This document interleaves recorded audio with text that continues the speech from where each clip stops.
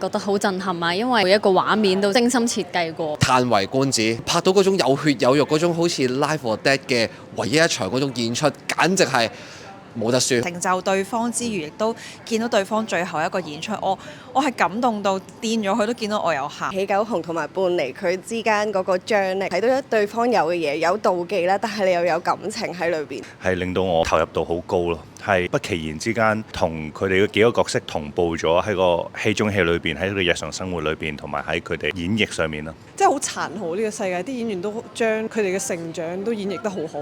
血緣啦，血緣然後有才能或者係本身冇才能都寫得好。